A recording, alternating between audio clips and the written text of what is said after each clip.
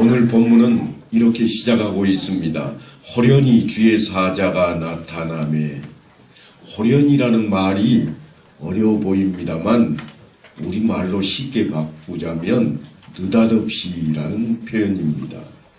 느닷없이 지금 주의 사자가 나타나셨다 그럽니다. 그러니까 지금 베드로는 어떻게 생각하고 있는가 하면 환상이라 그런 마음을 가지고 있을 것입니다. 감옥에 갇혀있던 베드로에게 일어났던 일입니다. 그렇게 베드로는 감옥에서 유유히 걸어 나왔습니다. 옥에 갇혀있던 베드로가 초월적인 힘으로 풀려난 그러한 사건입니다. 안디옥 교회를 중심으로 이방인들을 구원하는 놀라운 역사가 일어나고 교회가 부흥하는 사이에 복음이 시작되었던 유다 지역, 특별히 예루살렘에는 또 다른 박해가 시작이 되었습니다. 당시 로마가 세계를 정복하고 그 나라들을 지배하는 방법으로 총독을 보내는 그러한 것과 또한 그 지역마다 그 나라를 다스릴 만한 사람을 세우는 분봉왕을 삼는 그러한 체제가 있었는데요. 때로는 총독으로 때로는 분봉왕으로 이렇게 번갈아 가면서 그런 일들을 해오다가 사도행전 12장에 가면 이제 새로운 한 인물이 등장하고 있습니다. 헤롯 왕이라. 그리고 그 헤롯 왕이 예수 믿는 자들을 핍박하기로 결심하고 요한의 형제 야고보를 칼로 죽였다는 그러한 기사로 시작하는데, 여기에 등장하는 이 헤롯 왕은 사실은 헤롯 대왕의 손자인 아그리파 1세를 말합니다. 그는 전쟁의 골모가 되어서 사실은 로마로 끌려갔던 인물입니다. 언제 끌려가는가 하면 로마가 예루살렘을 점령해버리고 그 나라를 빼앗은 경우에 총독도 세우고 그렇게 하고 있지만 여전히 무시할 수 없어서 세금을 많이 걷어들일 수 있도록 그 나라의 왕을 인정했습니다. 그가 누군가 하면 헤롯 안티파스라고 하는 왕입니다. 그때에 아그리파 1세는 로마로 끌려가 버립니다. 그래서 이제 로마로 끌려가서 로마 황실에서 귀족 대접을 받으면서 그렇게 교육을 받고 있던 그에게 글라우디오가 로마의 황제로 등극할 때 이가 상당한 역할을 해냅니다. 그 공헌으로 인해서 유대와 사마리아를 통치할 수 있는 그 권한을 부여받게 됩니다. 한마디로 말하면 정치적으로 누군가의 줄을 붙잡아야 하는지를 잘 알았던 사람입니다. 그래서 그가 유다로 돌아와서는 총독도 대신하는 사람, 헤롯 안티파스와 할아버지 헤롯 대왕과는 다르게 직접적으로 로마 황실로부터 권한을 부여받아서 보냄을 받은, 파송을 받은 총독의 위치와 또한 유대인의 왕으로서의 그 위치를 다 가진 그런 인물입니다. 그래서 달리 이야기하자면 태생적으로도 성장 배경적으로도 정치하기에 완벽한 인물이 바로 그 사람이었습니다. 그러니까 그 사람은 정치적인 사람입니다. 어느 정도인가 하면 딱 한번 사람들 모인 자리를 훑어보고는 내가 이 일 해야 되겠다. 그것이 저 사람들 마음에 쏙 드는 것이라고 하는 것을 금방 알아차릴 수 있는 그런 인물이었습니다. 그래서 그가 분봉왕으로 처음 시작한 일이 뭔가 하면 야고보를 잡아 죽이는 일이었습니다. 그는 그렇게 해서 유대인들에게 환심을 사고자 했습니다. 종교 지도자들과 유대인들이 교회를 박해하는 일에 그가 뭔가 한 가지를 하고 싶었던 겁니다. 직접 참여하고 싶었습니다. 그래서 사도 요한의 형제였던 야고보도 죽이는 일을 가감하게 해냅니다. 그 일로 인해서 유대인들이 기뻐하고 정치적인 이득을 얻게 되자 이번에는 그가 이거 한 번 더 해야 되겠다. 그래서 베드로를 잡아놓습니다. 이번에는 베드로는 6월절에 성대하게 유대인들이 많이 모인 잔치자리에서 그 일을 하고 싶었습니다. 요즘과는 달리 그 당대의 정치범들을 붙잡아 두는 방식은 조금 요란했습니다. 어떻게 하는가 하면 손과 발에 착고를 채우고 그 착고를 군인들 손에도 채워서 같이 묶어 놓았습니다. 그러니까 움직이려고 하면요, 자신만 움직이는 게 아니라 군인들도 같이 움직여야 됩니다. 그리고 철장 밖에는 또 다른 군인이 지키고 있습니다. 누가 구해주고 싶어도 구할 수가 없는 그런 자리에 묶여 있는 겁니다. 그런데 성경은 오늘 기록을 이렇게 해놓습니다. 밤중에 자고 있는 베드로에게 하나님이 천사를 보내시고 그를 구출해내는데 아주 자연스럽게 아무런 거리낌이 없이 걸어 나오도록 그렇게 만들어 놓습니다. 그런데 그 이야기 가운데 참 재밌는 내용이 등장하는데요. 우리들은 야고보에 대한 개인적인 행적이 기록된 것이 없어서 특별히 베드로나 요한을 중심으로 초대교회가 예루살렘 교회가 이끌려 갔던 것으로 그렇게 그려놓고 있습니다만 헤롯 왕은 위험한 인물로 봤습니다. 아주 대단한 위험한 인물이라. 그래서 특별히 감시자를 붙이고 또한 군인들을 뒤따르게 했습니다. 그래서 그들을 먼저 잡아 죽이는 그러한 일을 해냈던 것입니다. 그리고 이제 베드로를 잡아 두었는데 감옥 안에 사슬에 착고가 채워져 있는 베드로의 모습을 보면 참 놀랍습니다. 꼼짝할 수 없는 그 자리요. 이제 언제 죽을 줄 모르는 그런 상황에 놓여 있는데 베드로의 모습을 보니까 잠을 쿨쿨 자고 있습니다. 자기가 사형당해야 될 것은 정해진 이치입니다. 군인들이 자기를 지키고 있고 이제 시간만 지나면 죽어야 될 자리일 것인데 지금 베드로가 어떻게 하고 있는가 하면 천사가 툭툭 쳐서 깨울 정도로 잠이 깊이 들어 있습니다. 정신없이 자고 있는 그러한 베드로의 모습입니다. 솔로몬이 시편에 뭐라고 기록을 했었는가 하면 여호와께서 그 사랑하는 자에게는 잠을 주시는도다 그랬는데 베드로가 마치 그런 모습입니다. 언제 죽을지 모르는 그러한 지경인데도 불구하고 잠을 굴굴 자고 있습니다. 신경이 참 무딘 사람을 하나님이 쓰셨다. 그렇게 생각할 정도입니다. 그런데 하나님께서 어떻게 하나님의 백성을 지키시는가 하는 것이 시편 91편을 보면 이렇게 기록해 놓았습니다. 나는 여호와를 향하여 말하기를 그는 나의 피난처요 나의 요새요 내가 의뢰하는 하나님이라 하리니 이는 그가 너를 새 사냥꾼의 올무에서와 심한 전염병에서 건지실 것이미로다. 그가 너를 그의 깃으로 덮으시리니 네가 그의 날개 아래에 피하리로다.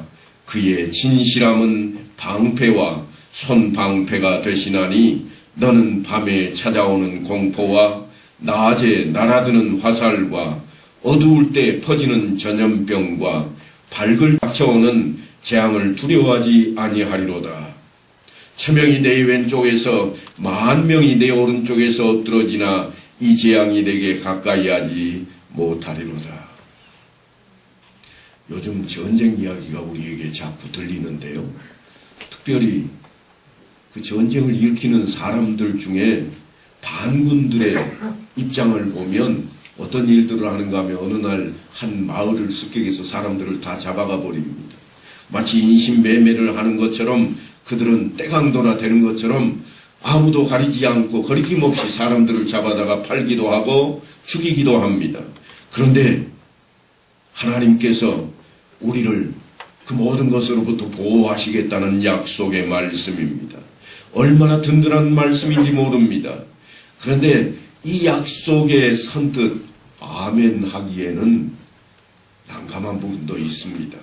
왜냐하면 우리는 지난 시간에 천하가 다 흉년이 들리라는 말씀을 보았기 때문입니다. 하나님께서 지키신다며 왜 우리에게 흉년이 들게 해서 못 먹고 못 살게 하는가? 이 어려운 난국을 왜 하나님께서는 우리에게 허락하시는가? 신자라고 할지 기근을 면할 수는 없었다고 하는 사실을 우리는 기억하고 있습니다. 성경에서 분명히 하나님을 사랑하는 자, 하나님의 자녀로 일컬음 받은 자들을 하나님께서 어떻게 보호하시는가, 어떻게 원수들이 그를 해하지 못하며 손댈 수 없도록 막아놓고 계시는가, 그런 말씀이 기록되어 있기도 하지만 그러나 그와 함께 또 다른 면에는 하나님의 자녀들이 당하는 환난과 고통도 함께 기록되어 있다고 하는 것입니다. 그래서 우리는 어디까지 안심할 수 있으며 얼마만큼 안심할 수 없는가, 그 기준을 도무지 정할 수 없을 만큼 성경에 상반된 이야기들이 기록되어 있습니다. 사도행전 11장에서 기근에 대한 말씀을 통해 우리가 환난이 신자들에게 필요했다, 그렇게 이야기하며 확인했습니다만, 세상 사람들에게 손을 대는 것은 세상의 권세가 하나님의 권세보다 높아서가 아니라 하나님께서 세상의 권세에 우리를 잠시 맡겨두신 것이라, 그렇게 이해하고 우리가 들여다보지 않으면 우리는 이해할 수 없는 부분이 너무나 많습니다.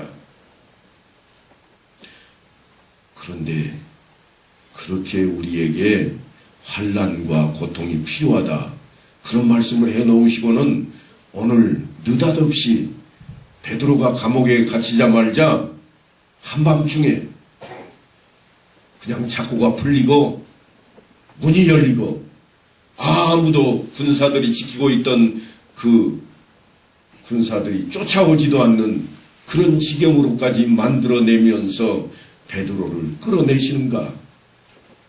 베드로는 유별났기 때문인가? 우리보다 믿음이 좋아서 그랬는가? 아니면 베드로가 기도하고 있어서 그랬는가? 하고 유심히 들여다봤더니 그는 잠만 쿨쿨 자고 있었습니다. 잠만 자고 있는 그를 천사가 와서 두들겨 깨워서, 야, 일어나라, 옷 입어라, 신발 신어라, 걸어 나가자. 야, 이쪽으로 와, 이리 나가야 돼. 끌려서 나가는 그러한 모습이 베드로의 모습이었습니다.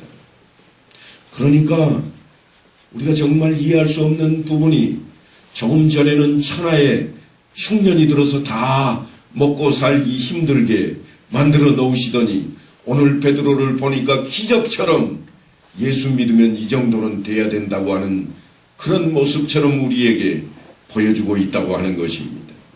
그러니까 우리가 하나님께서 행하시는 그 목표, 목적을 알지 못하면 오해하고 우리는 이것뿐인가 생각할 수밖에 없는 자리에 가게 될 수밖에 없습니다. 이 이야기는 일찌감치 창세기에도 기록이 되어 있는데요. 창세기 28장에 등장하는 베델 사건이 그러한 사건입니다.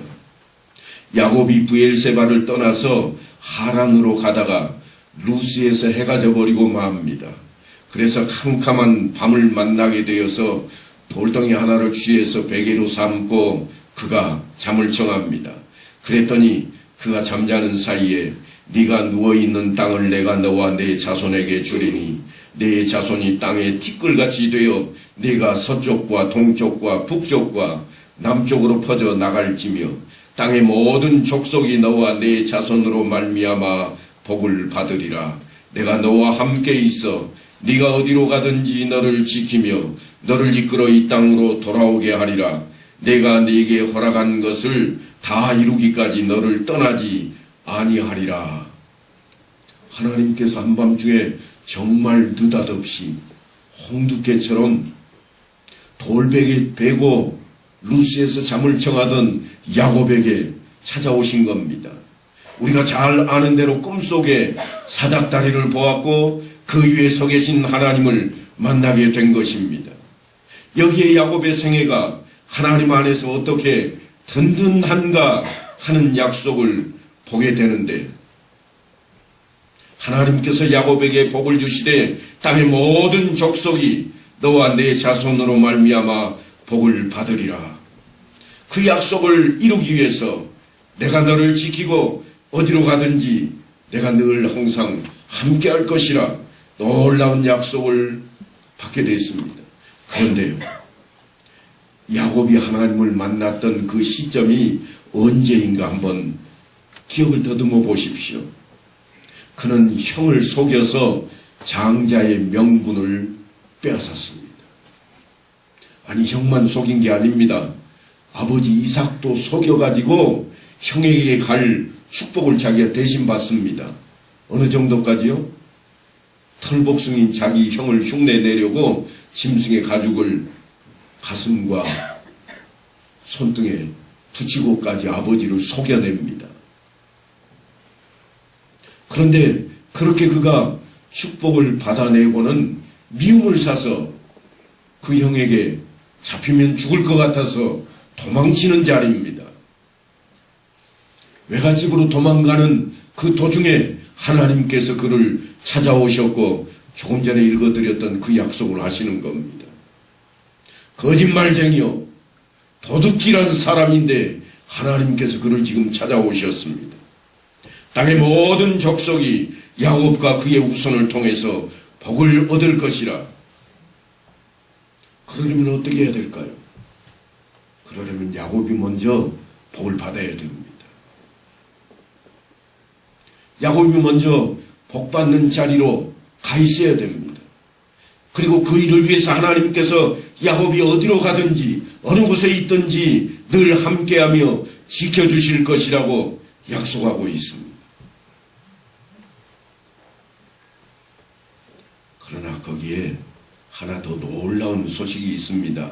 그게 뭔가 하면 신자의 다른 책임과 더 큰 역사와 세상 앞에서의 축복이 뭔가 하면 나를 향한 축복, 그걸로 끝이 아니라 다른 사람들이 너로 인하여 축복을 받게 될 것이라 하는 대목입니다. 야곱이 축복을 받는 것은 자기가 복을 받고 끝이 아닙니다. 너와 내 후손을 통해서 다른 민족에게도 긍휼을 베푸시고 다른 민족에게도 복을 줘야 되겠다고 하시는 하나님의 놀라우신 약속이 담겨 있습니다. 지금 그 자리에 우리가 서 있다고 하는 겁니다. 개인적으로 볼 때는 야곱에게 복된 순간이겠습니다만 동시에 세상의 모든 족속이 복을 받기 위해서는 그가 먼저 복을 받아야 되고 세상 사람들에게 복이 넘어가려면 그의 후손들이 복을 받아야만 됩니다. 지금 그 자리에 야곱이 서 있는 위치가 되었고 야곱에게 복을 줘야 하는 하나님의 큰일 가운데에 하나가 야곱을 사랑하기 때문도 있겠지만 그 땅에 사는 불쌍한 사람들, 그 영혼들에게 긍휼과 자비로 구원을 베푸시고자 하는 하나님의 복주심이 기다리고 있다고 하는 것입니다. 그러니까 하나님께서 나에게 복을 주시는 이유는 내가 잘나서 나를 사랑해서 그것으로 끝이 아니라 하나님께서 나를 택하신 데에는 나를 통해서 나 말고 내 주변의 다른 사람들에게 긍휼을 베푸시고 구원을 베푸시고자 하는 하나님의 계획이 잠재되어 있다고 하는 겁니다. 그러려면 어떻게 해야 될까요? 그들이 하나님을 만나야 됩니다. 그들이 주님을 만나고 주님이 어떤 분이신지를 알아야 됩니다. 그러려면 어떻게 해야 돼요? 내가 먼저 알아야 되고 내가 그것을 안 것을 그들에게 전해야 됩니다. 예수님께서 마지막 말씀하시기를 뭐라고 그러는가 하면 성부와 성자와 성령의 이름으로 그들에게 세례를 베풀고 그걸로 끝이 아니에요. 네가 너에게 분부한 모든 것을 그들에게 가르치고 지키게 하라 하는 것이었습니다. 우리에게 그 짐이 지어진 겁니다. 우리에게 엄청난 짐이 지어졌습니다. 막중합니다. 수고하고 무거운 짐진 자들아 다 내게로 오라. 어디 그뿐입니까? 내가 너희와 항상 세상 끝날까지 함께할 것이라. 그래서 그 무거운 짐을 나 홀로 지게 만드시지 않으시고 함께 하시겠다고 약속하셨고, 성령으로 우리와 함께 하심으로 우리 입술을 통해 예수 그리스도가 증거되게 하시고, 우리 입술을 통해 하나님의 나라가 세상에 증거되게 하셨다고 하는 것입니다. 신자들의 존재 이유가 무엇인가 하면 수많은 불쌍한 영혼들을 구출하기 위해서 하나님의 사자가 되는 겁니다.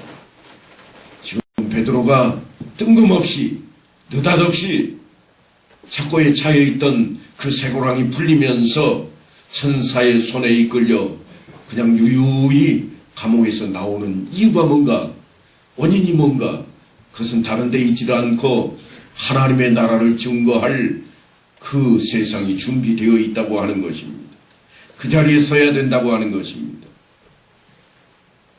우리로 끝나지 않고 우리를 통해서 다른 사람들에게까지 전달되게 하기 위해서 하나님께서는 우리를 붙드시고 이 자리에 함께 모이게 하셨습니다. 그런 차원에서 우리는 하나님께서 보내신 이 땅에 모든 족속으로 하여금 우리가 받은 은혜를, 우리가 받은 복을 받게 하려고 보내시는 사자들이라. 우리가 그 사자의 모습으로 하나님 앞에 서게 되었습니다. 이것이 전달되는 일에 방해되는 일이라면 하나님께서는 무슨 기적이라도 일으키시고 간섭하실 겁니다. 만약에 나의 교만함이, 나의 자만이 방해가 된다면 나를 무너뜨리고 쓰러뜨려서라도 하나님의 일을 행하고 마실 것입니다. 실제로 아프리카 선교사로 초기에 나갔던 서양 선교사 이야기가 아주 유명한 이야기가 있습니다. 그게 뭔가 하면 한 선교사가 아프리카에 들어가서 선교활동을 하다가 그만 식인종들한테 붙잡히고 말았습니다. 식인종들이 이 서양 고기를 먹기로 하고 불을 피우고 물을 끓이고 난리가 났습니다.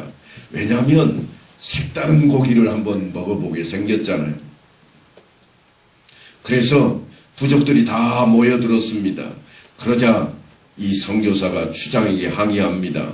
추장님, 내 말 좀 들어보시오. 내가 이 땅에 오려고 당신네들 마을까지 익히느라고 얼마나 고생했는지로 아요. 그러니까 내 말이라도 한마디 좀 들어보시오. 조금 있으면 당신들이 나를 잡아먹을 건데 그 전에 내 말은 들어야 되겠시다 하고 이야기를 시작했습니다. 그래서 하는 이야기가 뭔가 하면 새로운 고기를 먹더라도 맛은 한번 봐야 될 거 아니겠소. 맛보기 한번 해보시오. 그렇게 이야기를 했습니다. 그래서 맛을 보고 맛이 좋으면 당신들이 나를 즐겁게 잔치에 음식으로 차려놓고 드시고, 맛이 없으면 아무도 내 몸에 손도 못 대게 당신이 말을 좀 해주시오.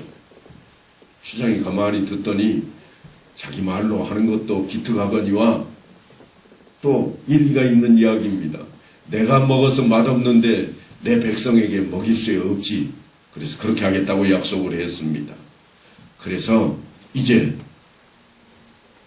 이 선교사가 그들에게 맛보기로 자기의 살을 떼어주기로 약속을 했습니다. 그래서 뽀얗고 살찐 이 서양 고기를 먹을 기대에 추장이 야, 칼 가져오너라. 그래서 칼을 하나 아주 잘 드는 칼을 주었습니다.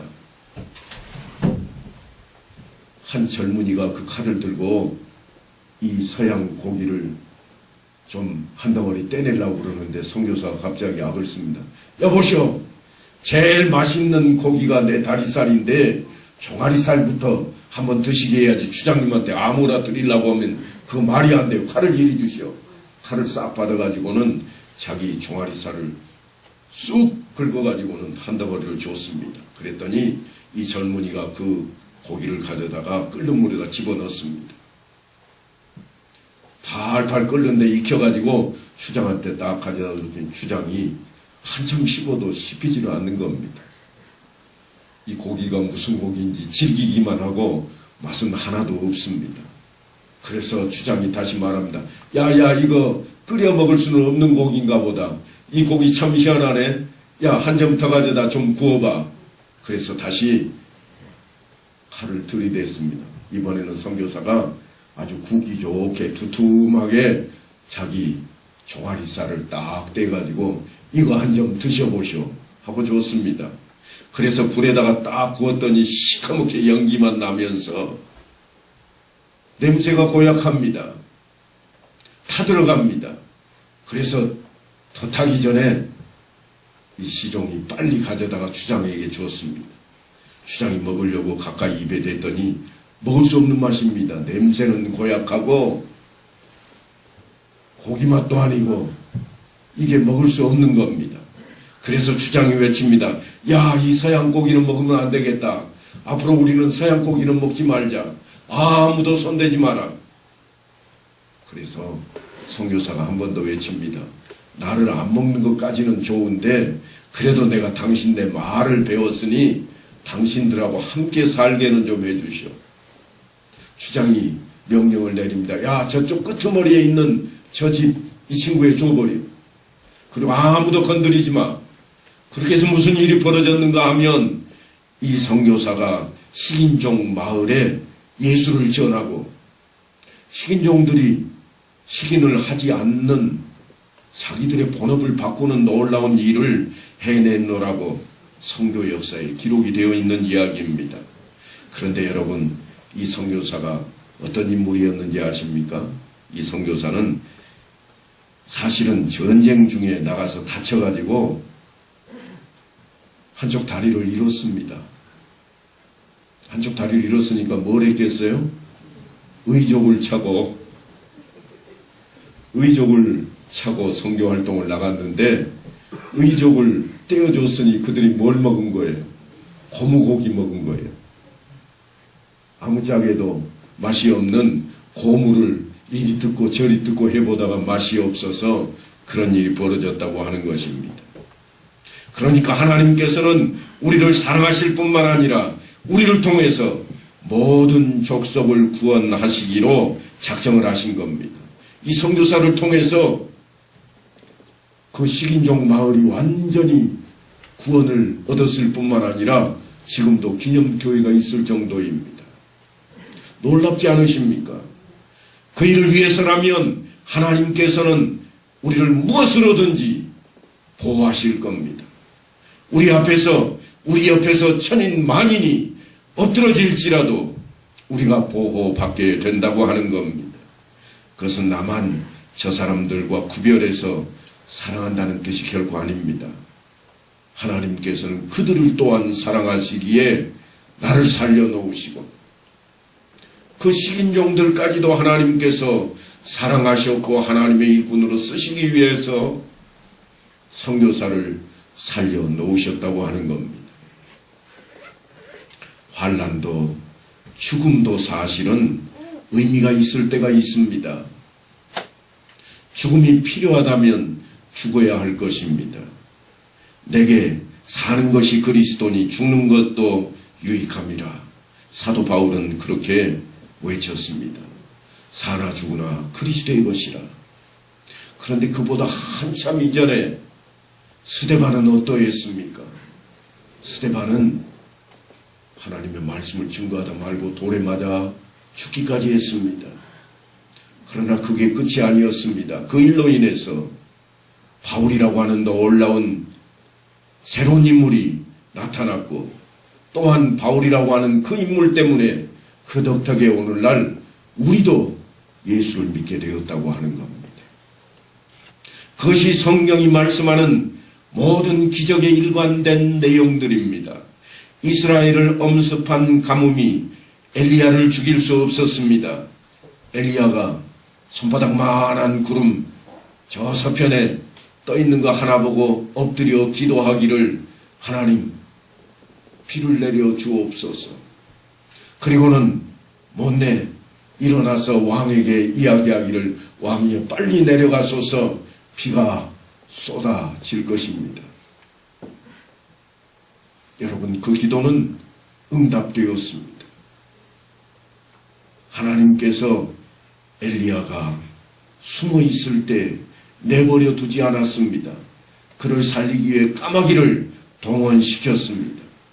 이스라엘 백성들을 탈출하기 위해서 하나님은 홍해를 갈라 놓으시기까지도 하셨습니다.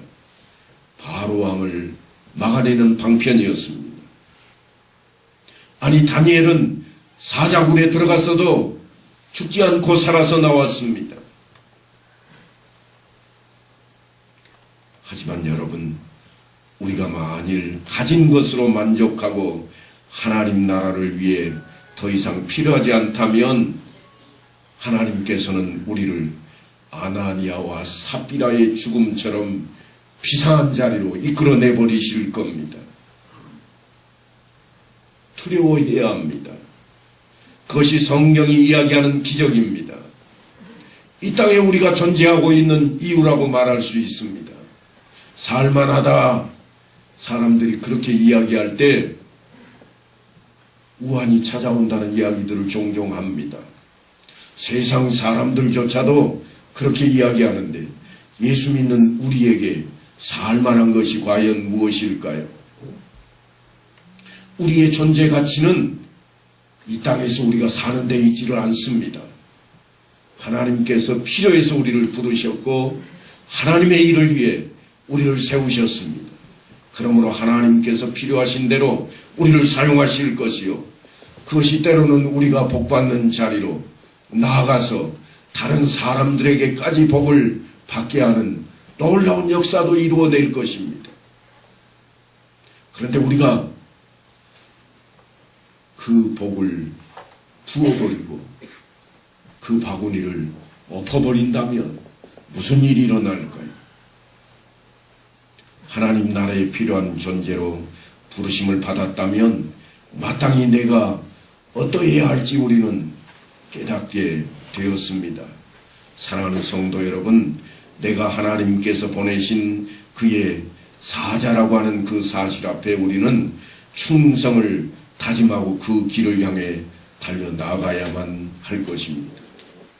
지난번에도 말씀을 드렸습니다만 달란트 비유는 우리에게 많은 것을 남긴 사람 칭찬하는 이야기로만 들려지는 이야기가 아닙니다.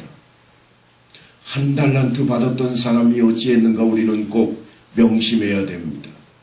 그는 자기에게 돌아올 유익이 없어서 자기가 해야 할 다른 일이 있어서 그 일을 접어버렸습니다. 하나님의 일을 그냥 묻어버렸습니다. 그러다가 어떻게 되었는가? 하나님께 악하고 게으른 종아 하는 이야기를 듣게 되었습니다. 물론 자기 일은 다 했을 겁니다. 자기 유익은 다 챙겼을 겁니다. 자기가 필요한 대로 모든 것을 마음껏 다 했고 이제는 내가 살만하다 그렇게 말했을지도 모르겠습니다. 그러나 하나님께서 보시는 그 자리에는 악하고 게으른 종이 될 수밖에 없었습니다. 사랑하는 성도 여러분, 이번 한 주간이 우리가 진정으로 하나님의 말씀에 충성하되 하나님의 종의 자리로 나가서 내가 주의 종입니다. 엎드리는 귀한 시간들이 될 수 있게 되기를 간절히 축원합니다.